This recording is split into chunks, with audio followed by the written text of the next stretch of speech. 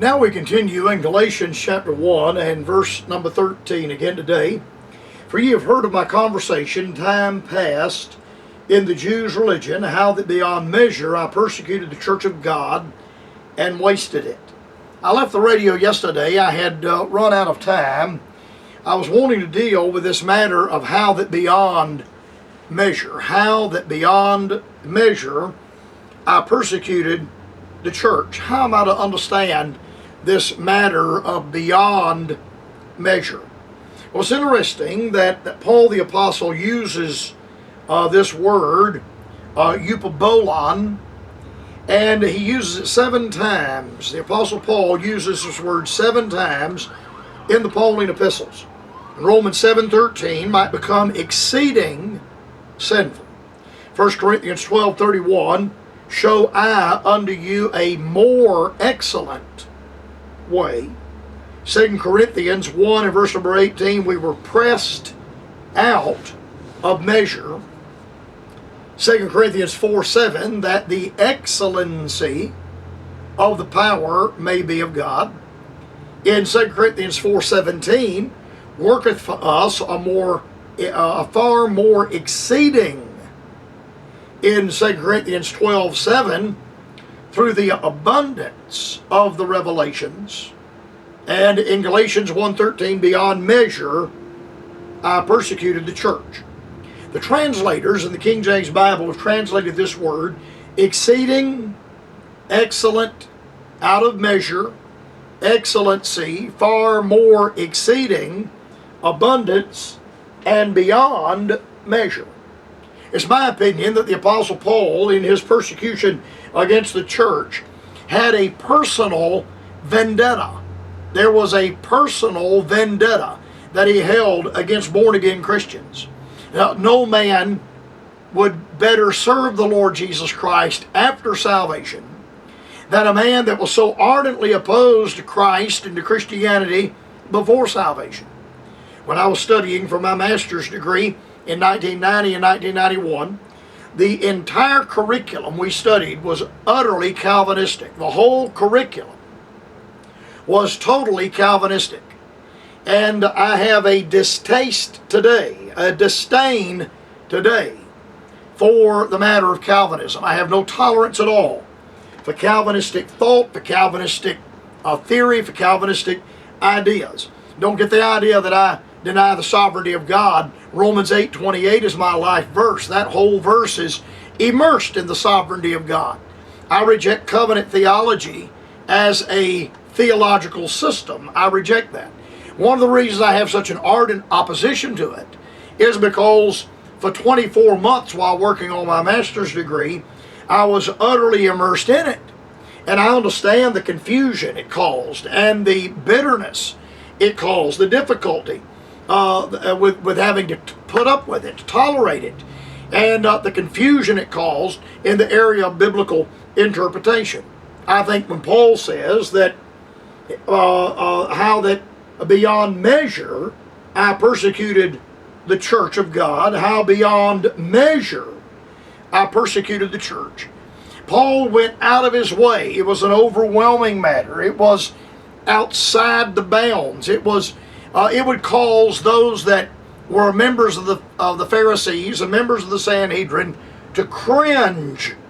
It may have almost sparked a feeling of sympathy in the members of the Sanhedrin. Paul was so ardently and overtly in opposition to them that it almost caused them to feel sorry for these Christians, the way Paul is dealing with them. How beyond measure I persecuted the church. Now, there are 2 things that Paul says concerning his treatment of the church before his salvation. Number 1, he persecuted the church. Secondly, he wasted it. And this is not the same word. These are different words in the text. The matter of persecution, idokon, is the Greek word, and it is translated by the translators as persecuted or persecution. It's always translated as persecuted or persecution. It's interesting that Paul uses this word 5 times in the book of Galatians. in 1:13, which is where I am now. Beyond measure I persecuted the church.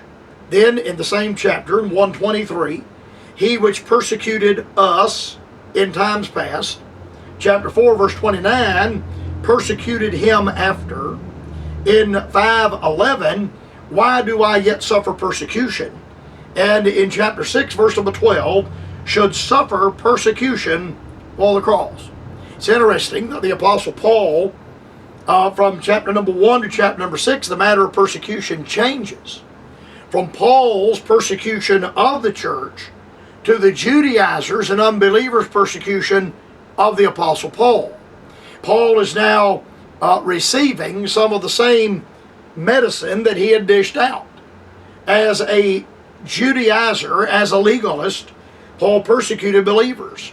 Now, as a born-again believer, Paul is now a part of the body which he persecuted, and now he is receiving persecution as a Christian from the same body he was a member of when he was persecuting born-again Christians. This word is used 5 times in the book of Galatians. The matter of persecution. Paul brought upon them a matter of persecution. Then, Paul says that I wasted the church. I wasted the church. Epithaun. And the root word is the word porotho. Porotho. It's used 3 times in the New Testament. In Acts 9:21, is not this he that destroyed them? That's the matter of wasting. Is not this he that destroyed them? In Galatians 1:13 in the text, Paul says the church of God and wasted it. Destroyed them, wasted it. Then in Galatians 1:23 again, the faith which once he destroyed. The matter of wasting is a matter of destruction. Now, I observe in society today a tremendous amount of what I would call waste. Just wanton waste, wanton destruction. The adversary is a waster. The adversary desires to waste men, to waste women, to waste assets, to waste the things of God. The adversary is a waster. And we live in a godless age today, and it's my estimation that it is the godlessness of people that, according to the Bible, causes them to be unthankful and unholy, as Paul warns the Thessalonican believers. We are living in a generation like that, a generation that is ungrateful, a generation of people that is filled with gross ingratitude, a generation of people that is ungrateful, will also be a generation of people that will waste. They'll have no regard for what they have. They'll have no regard for what other people have. Whenever beatniks and young people go by and spray graffiti on a building they don't own, and they cause waste to that building, vandalism. They throw rocks and break out windows of houses and buildings that they don't live in. They key automobiles and vandalize automobiles. All of that is to be regarded as destruction. Destruction is a matter of waste. People waste time, they waste their lives, they waste their money, they waste what belongs to other people. The welfare state that we have in the United States now is a tremendous waste, a tremendous waster of assets, of human assets, of human life, is destroyed by the matter of the welfare state. What a colossal area of destruction. The opioid crisis that we have. And now all the states wanting to legalize marijuana or hemp. And all of the advertising that I'm hearing for CBD oil. What does it say about a society of people that will want a destructive substance like marijuana, which is addictive and causes people to be intoxicated? Now, you can criticize tobacco all you want to. I don't use tobacco of any kind, and I don't own tobacco stock. You criticize tobacco all you want to. but tobacco is not an intoxicant. Marijuana is an intoxicant. What does it say about a society of people that want a substance, an intoxicating substance, a manipulative substance, a substance that causes dependence and enslaves the people? They want that legalized so that they in turn can generate a profit from it. They can profit from that and buy marijuana stock, and they can grow hemp on their property and sell that as a cash crop. What does it say about a society that's willing to waste the life and the ability and destroy the life and the ability of their neighbors just so long as they can turn a profit? I can say the same about the abortion industry in our society. And as far as the left is concerned, the statists are concerned, the Democrat Party is concerned, the matter of abortion is a religious right. That is their sacrifice. It is a sacrament to them. And I understand from the statistics that 40% of the little black children in Washington, D.C. are aborted before they ever have an opportunity to be born. 40%. 4 out of 10 black children conceived in Washington, D.C. will never have an opportunity to live. They'll never have an opportunity to be born.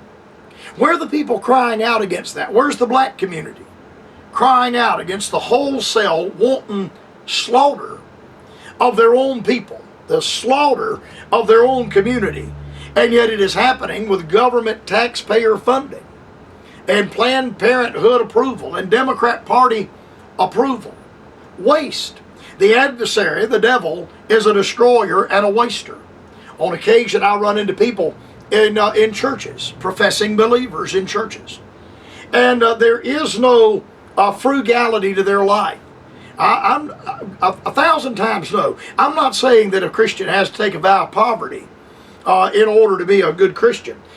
But some of the greatest wasters I have ever run into in my life would make a statement that in order for you to be right with God, you got to be poor. And if you're poor, you can be right with God. And yet they violently waste whatever they have. A fool, according to the book of Proverbs, a fool is a great waster. A man that would waste his substance. You remember the prodigal son wasted his substance with riotous living. And I run into churches sometimes, run into professing believers, and they are wasteful. One way that we are wasteful is we're not taking care of the assets God has allowed us to have. The automobile I drive in my meetings, at the time of this recording, has 447,000 miles on it. 447,000 miles on it. Don't feel sorry for me. It looks like a 90,000 mile automobile. It's as clean as it can be inside and out. I'm on my way to 500,000 miles on that automobile. And when I replace it, I'll replace it with a very nice luxury automobile. I'll buy second hand and with moderate miles on it. And I plan to keep it. The car I'm driving I've had 13 years. And I plan to keep the next one 13 years.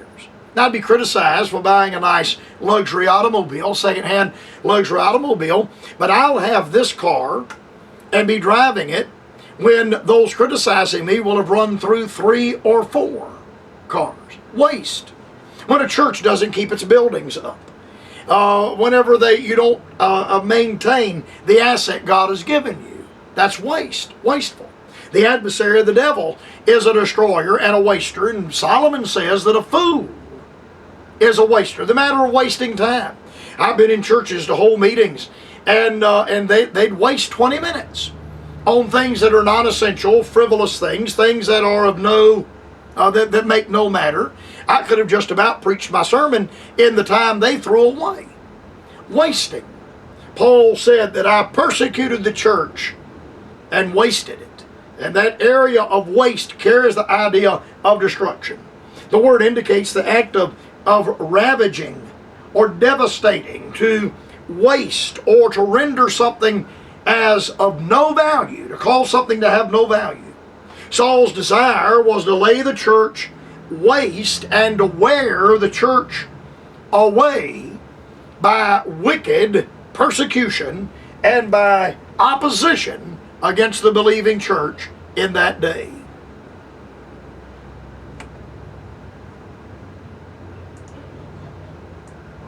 Post Office Box 4, Greenville, South Carolina 29600.